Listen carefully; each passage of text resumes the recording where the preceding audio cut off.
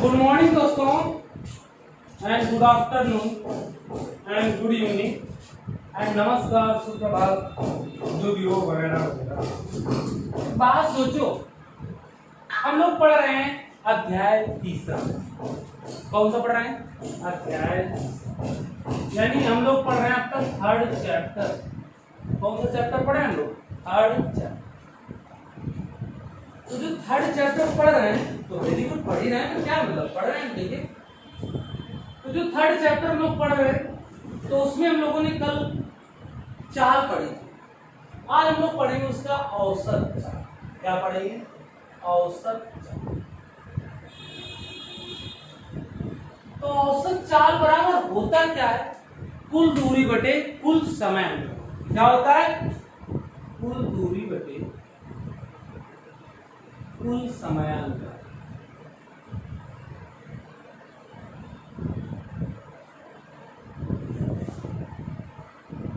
कुल दूरी बटे कुल समय, यानी कोई वस्तु द्वारा, जैसे कि मान लीजिए हमने कहा ये हमारा स्कूल हो गया। क्या हो गया? स्कूल हो गया।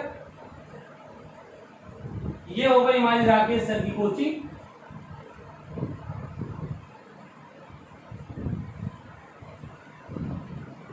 उसके आगे हो गई आपकी पाल सर कोचिंग।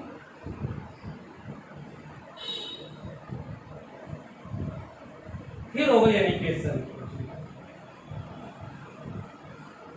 कोई दिक्कत? अब तो सर ये फॉर्मेट क्या है? आप स्कूल से छूटे यूनियन, स्कूल से छूटे 10 मीटर, टाइम कितना लगा? 2 सेकंड। फिर 5 मीटर की दूरी पर क्या है? राकेश सर कोचिंग, टाइम कितना लगा? 3 सेकंड। फिर 15 मीटर की दूरी पर क्या है? अनिकेत सर कोचिंग, टाइम कितना लगा? 3 सेकंड या 4 सेकंड। मतलब स्कूल से निकले 10 मीटर की दूरी पर राकेश सर कोचिंग, 5 सेकंड की दूरी पाल सर कोचिंग और 4 सेकंड में 15 मीटर की दूरी पर किसकी है? भाई हम लोगों ने यहाँ पढ़ा, फिर वहां पढ़ा, फिर वहां पढ़ा, फिर जाकर हम वहां पर पहुंच गए। ठीक। अच्छा, उसके बाद क्या है? देखें, हमें निकालना क्या है? औसत चाल। हमने कहा कुल दूरी 10, फिर कितना? 5, फिर कितना? 15, बड़े कुल समय 2, 3, कितना? 4। तो 15 5 कितना होता? 20, 20 10 30, 4 3 7 7 2 मीटर पर। समझ गया ना कि औसत चाल बराबर क्या होगा? कुल दूरी बटे कुल समय अंतर। कोई दिक्कत? अब हम लोग नेक्स्ट टॉपिक्स,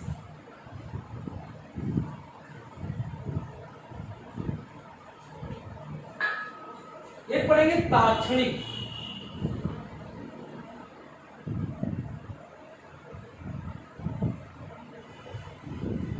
तो वर्ड ही उड़ रहा, ताक्षणिक, छोटा, यानी छोटी सी चाल। हम ऐसे चले, है ना, यानी थोड़ी दूरी।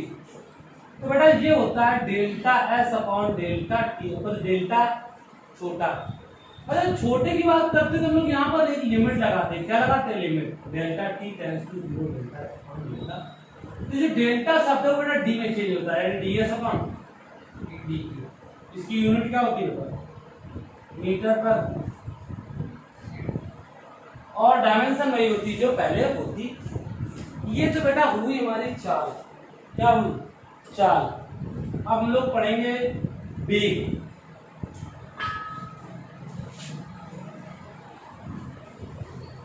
तो वेग बराबर हम लोगों ने किसी जमाने में पढ़ा होगा विस्थापन बटे समयांतराल या समयांतराल, या वेग बराबर विस्थापन जैसा कुछ भी कर सकते हैं। तो इसकी डिफिनेशनें कई बन सकती हैं। किसी वस्तु के विस्थापन और समय के अनुपात को, किसी वस्तु के विस्थापन और समय के अनुपात को, किसी वस्तु के विस्थापन और समय के अनुपात को, किसी वस्तु के विस्थापन और समय के अनुपात को क्या कहते हैं हम लोग? वेग कहते हैं। या दूसरी डेफिनेशन बन सकती क्या? किसी वस्तु के एकांक समय में, किसी वस्तु के एकांक समय में कोई वस्तु जितना विस्थापित होती है उसे क्या कहते हैं हम लोग? वेग कहते हैं। क्या कहते हैं? वेग। अब बात चलती है इसका मात्रक। तो मात्रक वही होता है मीटर पर सेकेंड। बीमा बेटा L upon T, L T minus 1 होती, ये एक सदिश राशि है।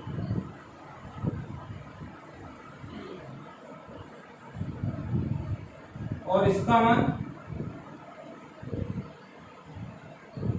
धनात्मक, ऋणात्मक, शून्य, कुछ भी हो।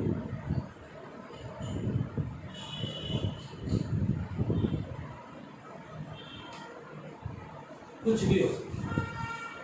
क्लियर? कोई दिक्कत?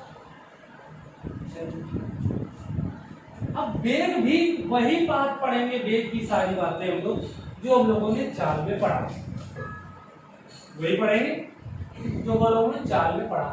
तो आती है औसत चाल।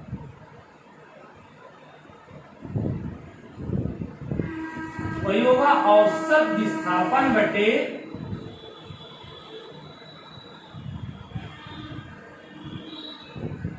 क्या होगा? समयांतर। ठीक, या आ जाए तात्क्षणिक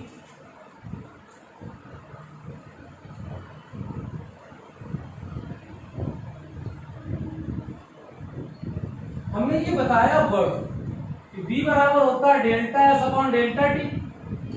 तो तात्क्षणिक मतलब होता है लघुखंड बात कीजिए, छोटे से पार्ट के बिल्कुल छोड़ी, मतलब जैसे कि आप प्लास्टिक वाला खिलौना ले लो और उसमें चालू और थोड़ा होता है तो डेल्टा। तो यहाँ पर बेटा लिमिट लगती है और डेल्टा टी टेंड्स टू क्या हो जाएगा? 0। तो delta S upon delta T, तो जो डेल्टा शब्द होता है वो डी नीचे यानी डी एस अपॉन। कोई दिक्कत? अब एक आता है क्या? चाल और वेग में अंतर। चाल,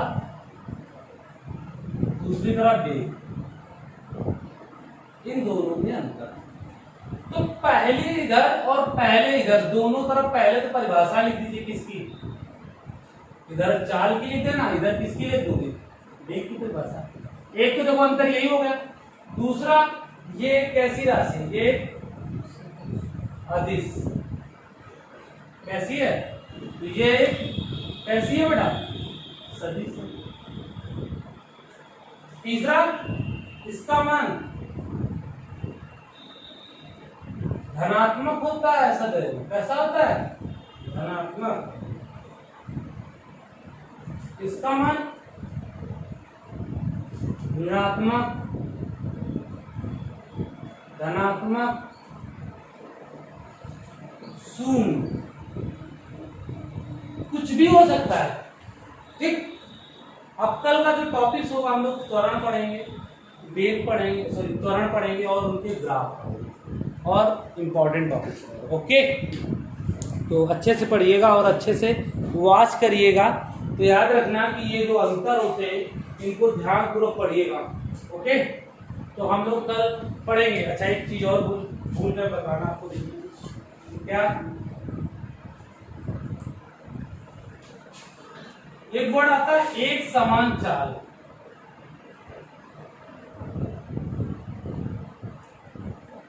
और कौन सा आता है? असमान चाल।